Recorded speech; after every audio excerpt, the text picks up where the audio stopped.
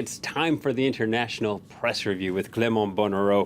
We begin with the fascinating interview between Donald Trump and the New York Times when the U.S. president said that he publicly criticized Jeff Sessions for appointing him as Attorney General and said he would have never done so if he knew he was going to recuse himself from the Russia investigation.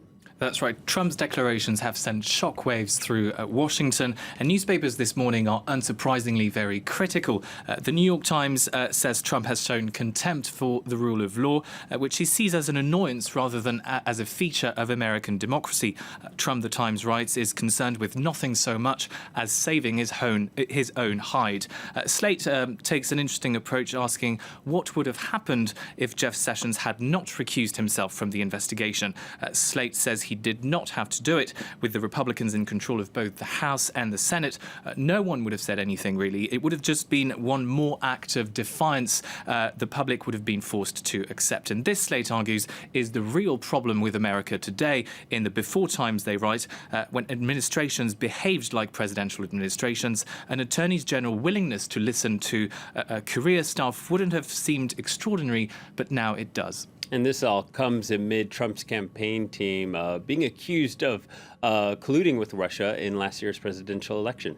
That's right. As the Washington Post puts it, Trump has now attacked basically everyone in charge of the investigation. You remember, of course, the former FBI director James Comey and also Robert Mueller, who took over the investigation from Comey. Donald Trump has accused him of hiring a lawyer, several lawyers actually, who donated money to the Democratic Party. So it really looks like the witch hunt goes both ways. And this seems to be the noose tightening around Trump with every new revelation about his team's links to the Kremlin. The latest being Donald Trump's secret meeting with Vladimir Putin on the sidelines of the G20. That's right. And I've got this cartoon for you here from The Independent. As you know, Trump was apparently alone while Vladimir Putin was attended only by his own interpreter. And the question that's been on everyone's lips is, what did they talk about? Well, here's a possible answer. I'll let you read what Putin says, basically something along the lines of, I own you. But the meaning of that got somehow lost in translation. The president says, you're a great man, you're Titan. He looks forward to working with you. Okay, moving on now. India has a new president. He's the second so-called untouchable to be elected president. And he's vowed to represent India's less fortunate. But Indian papers are not so convinced. That's right. Ram Nath Kovind is, as you said, a Dalit, a former member of India's lowest caste.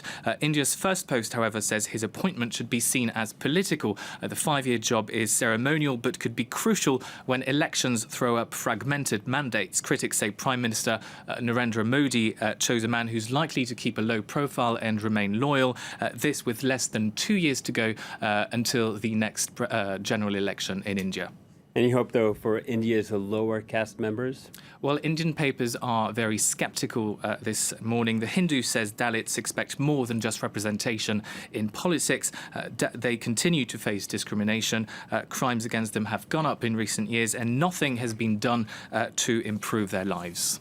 All right, moving on now to harrowing accounts of reprisals in Mosul, which has now been fully recaptured from the Islamic State group.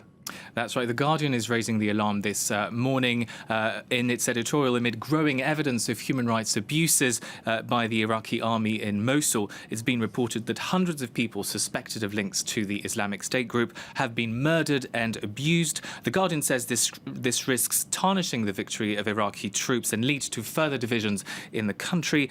Islamic State group militants must be prosecuted and punished, not killed. Business Insider agrees with that statement, saying that Iraq's core problems remain unresolved. The country is divided along religious and ethnic lines, and now is not the time for revenge, but for unity and state building. All right, well, let's end on a lighter note now. Malaysia has banned the state broadcaster from playing the hit single Despacito, saying the song's lyrics are un-Islamic. That's right. It's not the first time Malaysia's government has banned sensitive material. You have to bear in mind that the country is extremely conservative. A prominent member of Malaysia's opposition Islamic Party described the song as porn, saying its lyrics could prove detrimental to society. Are the lyrics really that bad? Well, The Independent translated them to English, and they are indeed quite raunchy, if not also a bit ridiculous. I'll just give you an example. Let me trespass your danger zones, I wonder what those are, until I make you scream and you forget your last name. slowly. Now, I wonder if the song would have been so successful, of course, if the lyrics had been in English. Clement Bonnereau with the raunchy and the ridiculous, but we don't forget his last name here on the International Press Review. That's it for now. Please stay tuned to France 24.